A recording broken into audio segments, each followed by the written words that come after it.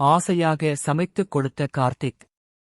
உண்மையை போட்டுடைக்க காத்திருக்கும் சந்திரகலா. கார்த்திகை தீபம் இன்றைய எபிசோட் அப்டேட். கார்த்திகை தீபம் சீரியலில் இன்று காதல், பாசம், பதற்றம் என கலவையான உணர்வுகளுடன் ரசிகர்களை கட்டிப்போடப் போகும் காட்சிகள் இடம்பெறவுள்ளன. சாமுண்டீஸ்வரி வீட்டில் இல்லாத சந்தர்ப்பத்தை பயன்படுத்திக் கொண்ட கார்த்திக் ரேவதியை வெளியே அழைத்துச் செல்கிறான். இருவரும் ஒன்றாக இருப்பதை பார்த்து சந்திரகலாவுக்கு உடனே சந்தேகம் கிளம்ப சிவனாண்டியிடம் தகவல் சொல்லி இருவரையும் பின் தொடர முடிவு செய்கிறாள். ஆனால் அங்கே நடந்ததை பார்த்து அவர்களுக்கே அதிர்ச்சி ஆகியுள்ளது. ரேவதியை தனது வீட்டிற்கு அழைத்து வரும் கார்த்திக் அவளுக்காக தனது கையாலேயே ஆசையாக சமைத்து பரிமாறுகிறான்.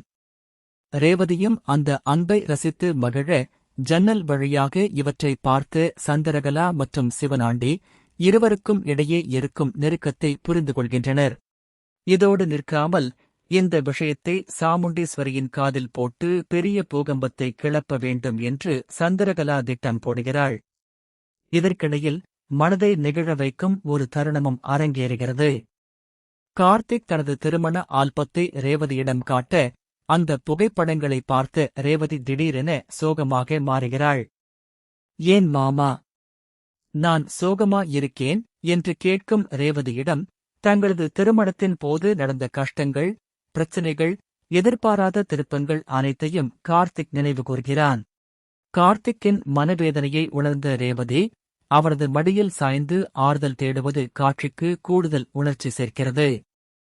மறுபக்கம் வீட்டிற்கு திரும்பிய சந்திரகலா கார்த்திக் ரேவதி தொடர்பான உண்மையை சாமுண்டீஸ்வரியிடம் சொல்ல சரியான நேரத்தை எதிர்பார்த்து காத்திருக்கிறாள். சந்திரகலா சொல்லப் போகும் தகவல் வீட்டில் புதிய பிரச்சனையை உருவாக்குமா? கார்த்திக் ரேவதியின் நெருக்கம் சாமுண்டீஸ்வரிக்கு தெரிய வந்தால் என்ன நடக்கும்? சந்திரகலாவின் திட்டம் வெற்றி பெறுமா, இல்லை கடைசி நேரத்தில் ஏதாவது திருப்பம் உண்டாகுமா என்ற எதிர்பார்ப்பு எழுந்துள்ளது.